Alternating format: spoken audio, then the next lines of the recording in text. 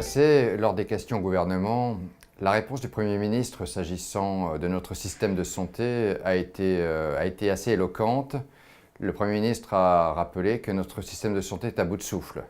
Je conviens que le diagnostic est partagé, chacun le sait. Je déplore en l'état la réponse que le gouvernement apporte à ce diagnostic qui pose véritablement difficulté pour notre pays.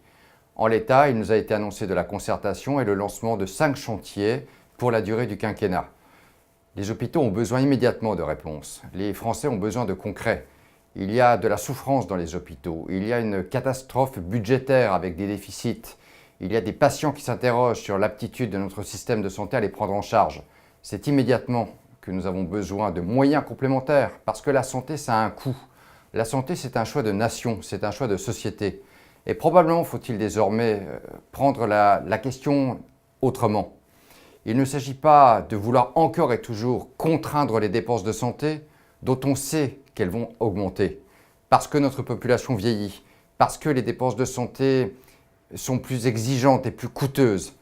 Admettons désormais en France qu'il faut modifier l'équation tarifaire qui pèse sur les hôpitaux publics, qui pèse sur les EHPAD. Vous avez du personnel hospitalier qui n'en peut plus.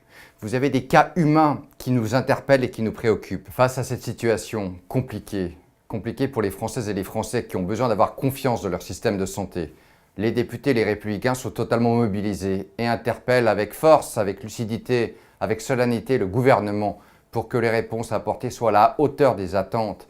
Il y a des hommes et des femmes dans ce pays qui ont besoin d'avoir confiance dans leur système de santé. Notre système de santé doit être sauvé vite et correctement.